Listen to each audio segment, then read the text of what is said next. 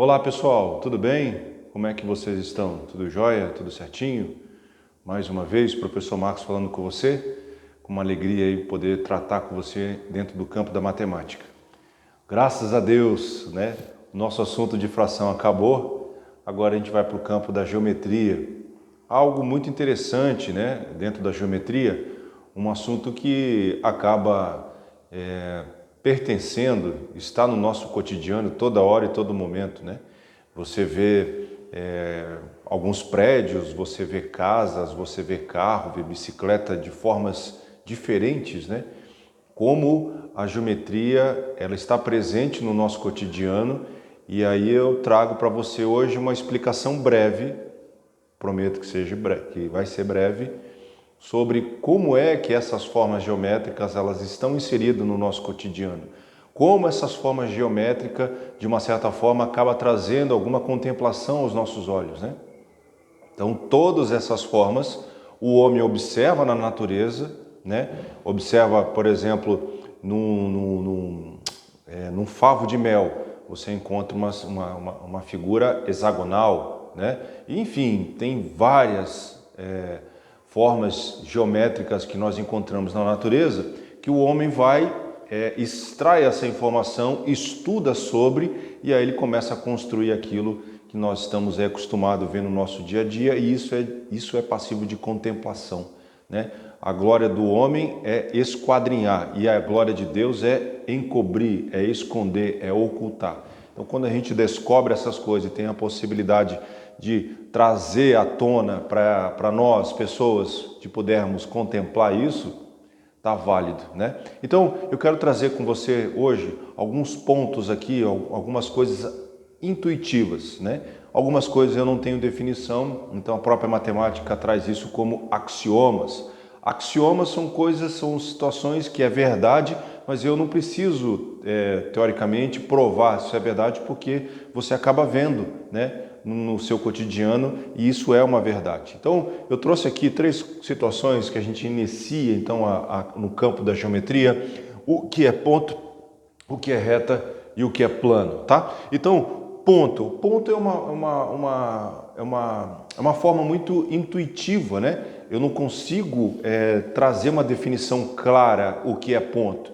E também eu não posso dizer que ponto eu consigo mensurar, eu consigo medir. Então, ponto é adimensional. Eu não tem largura, não tem comprimento, não tem altura, tá? Então, ponto é um axioma. A gente sabe que isso é verdade, mas eu não consigo provar através de palavras a sua definição. Então, toda vez que eu tenho um ponto e eu preciso nomear esse ponto, nós iremos até o nosso alfabeto latino, ou alfabeto indo-arábico ou grego, e aí nós trazemos então a nomenclatura desse ponto. Então ele está sempre representado por uma letra maiúscula, né, do nosso alfabeto. Então aqui é o ponto A e aqui é um ponto B. Então esses pontos sempre serão nomeados por letras maiúsculas do alfabeto latino, do grego, do indo-arábico, enfim, o que você achar. Indo-arábico não, indo-arábico é sistema de numeração, perdão. Mas nós usamos o nosso alfabeto para representar esse ponto. Então, existe pontos, então tem infinitos pontos, ok? Então, vai estar representado sempre com uma letra maiúscula. Aqui, a reta é algo que está muito presente, assim como o ponto está muito presente na geometria, que a reta eu também não tenho condição de trazer uma dimensão e nem dizer que ela é uma reta grossa, uma reta pequena, ou ele tem tanto de largura, ou tem tanto de profundidade. Não tem como. A reta também é um sistema intuitivo que eu também é adimensional, mas eu sei que ela existe por causa das linhas, né? Então, se eu olho para um caderno, por exemplo, eu vejo a margem dele, são as linhas. Então, aquilo é uma representação de uma reta dentro do campo da geometria. E a reta, assim como o ponto, também é nomeado, também é representado por uma letra. Só que a reta é representada por uma letra minúscula. Por exemplo, essa reta aqui é uma reta R. Tem nome essa reta. Eu posso construir uma outra reta com uma reta T.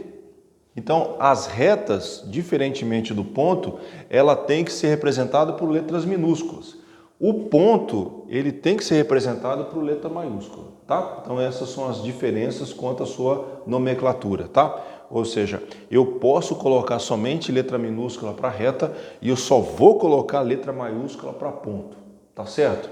Então, a reta, ela tem dois sentidos. Então, ela cresce para a esquerda e cresce para a direita.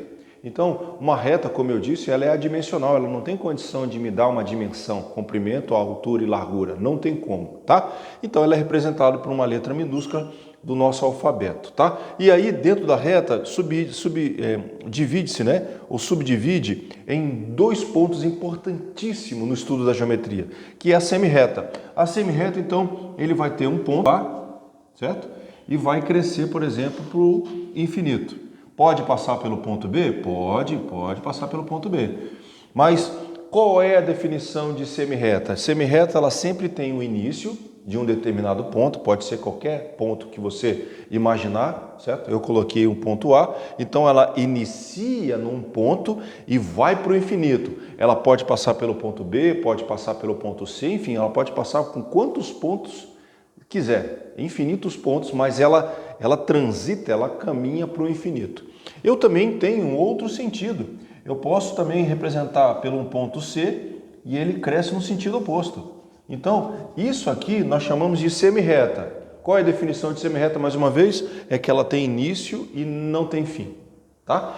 E ela tem início e também não tem fim. Então, ela pode também passar, olhando aqui no quadro, na lousa, ele está indo para o infinito, então ele está indo para o canto esquerdo, né, para o lado esquerdo, assim como a de cima está indo para o lado direito, infinitamente.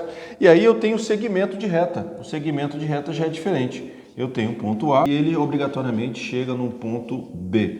Então aqui eu tenho início e tenho fim. Então o que é segmento de reta? É quando inicia num ponto A e finaliza num ponto B. Então aqui tem fim, segmento de reta tem fim, semirreta tem início, mas não tem fim. Essa é a diferença desses dois itens ali dentro do campo da reta. Tá certo, gente? Então, é no segmento de reta, por exemplo, que está projetado o meu quadro, a minha lousa. Então, eu saio de um ponto A, vou para um ponto B, saio do ponto B, vai para o ponto C, e do ponto C vai para o ponto D, e do ponto D vai para o ponto A. E aí eu formei aqui um retângulo. Ah, então quer dizer que os segmentos de reta são formas intuitivas, são axiomas dentro da geometria que permite construir as figuras planas. E exatamente, você sacou o conceito de segmento. Então são segmentos que dá para mim a todas as formas geométricas que você conhece, o quadrado, o retângulo, o losango, o trapézio, todas essas figuras planas é originada através de segmentos de reta. E quem forma o que a semirreta faz? A semirreta só cresce, só inicia e vai para o infinito na esquerda, ou inicia na direita e vai para o infinito para a direita? Como é que é? Bem, a semirreta é o que forma os ângulos. Por exemplo, se eu tenho lá um ponto A e aí cresce para lá e cresce para cá, eu formei um ângulo interno aqui, representado por uma letra grega chamada alfa. Então, as semirretas é o que origina os ângulos. Então, eu tenho um ponto comum, certo? Tem um ponto comum que teoricamente existe, né? Então ela sai de um ponto e vai para o infinito, sai de um ponto e vai para o infinito, e aqui eu tenho um ponto de vértice, é o ponto de encontro das semirretas, né? Então são as semirretas que formarão então os ângulos de um determinado, enfim, você vai ver nos outros vídeos aí para frente o conceito, né? O estudo sobre os ângulos, e você vai observar que a origem deles são duas semirretas quando se encontram em um ponto comum que nós chamamos de vértice. Mas isso é um outro assunto que a gente vai falar daqui a pouco, tá bom? Então, a reta, ela tem essa nomenclatura, tá? Essa simbologia, ela cresce para a esquerda e cresce para a direita, é representada por uma letra minúscula, ela pode ser representada por uma semirreta que tem início e vai para o infinito, e o segmento de reta que tem um início e tem um fim, tá? Então, eu saio aqui do colégio e vou até a minha casa, isso é um segmento de reta. E aí, quando a luz chega até a Terra, então ela sai do Sol e é infinito até chegar no antiparo, até bater no vidro da sua casa ou até bater no seu corpo para projetar sua sombra. Então isso é uma semirreta, é infinito, tá bom? São infinitos pontos de luminosidade que emana do céu, tá? Do Sol, perdão. E aí, por último, eu tenho o plano. O plano também, ele é um axioma, ele é um processo intuitivo, certo? Por exemplo, o seu caderno aí pode ser chamado de um plano. A parede do seu quarto também é um plano. O monitor, né, a tela do seu computador, do seu celular também é considerado como plano. Então, o plano também é adimensional. Eu não tenho profundidade, largura nem altura. O plano, assim como a reta e o ponto, ele também tem nome, tá? Então, todos os planos são representados por letra grega. Então, aqui eu estou usando a letra grega chamada beta, assim como o ângulo interno na produção dessas duas semirretas, eu gero um ângulo alfa. Então, as letras gregas, elas podem estar representadas por ângulos e pode estar representado também por plano. Então, todo plano vai estar representado sempre por uma letra grega, epsilon, psi, pi, alfa, beta, ômega. Então, são todas essas do alfabeto grego. Então, está aqui representado pelo plano. Então, o plano aqui é fácil, né? Eu posso ter segmentos de reta dentro do plano. Eu posso ter, por exemplo, uma semirreta dentro do plano? Não, né? Porque ele sai de um ponto A e vai para o infinito. Então, eu posso dizer que o segmento A, sei lá, segmento A, ou semirreta A, né? Ele pertence ou não pertence ao plano? Não, não pertence, porque ele tem início, sim, mas ele não tem fim, então ele sai do plano. Então ele não pertence à semirreta AB, por exemplo, né? Vamos imaginar AB, então, tá a representação, né? Então, eu esqueci, volta aqui um pouquinho, ó. A semirreta, então, é representada por AB, né? Tá aqui, ó, AB, e aí eu ponho uma setinha em cima dos pontos, ó. Ponto, ou seja, ele inicia no ponto A, passa no ponto B e vai para o infinito. E no segmento também é representado por AB, só que aqui eu ponho um travessão, tá? Então é um travessão representando o segmento de reta e uma setinha que está indo do ponto A ao ponto B. Ele passa, né? Na verdade, no ponto B e vai para o infinito. Então são as representações que nós temos para as retas. E para plano, por exemplo, a representação somente é a indicação de uma letra grega dentro do seu plano. Então está dizendo aqui, por exemplo, que a semirreta AB ele não pertence ao plano beta. Por quê? Porque ele tem início, sim, mas ele passa, ele vai embora. Mas eu tenho aqui dentro do plano, por exemplo, C e o D, né?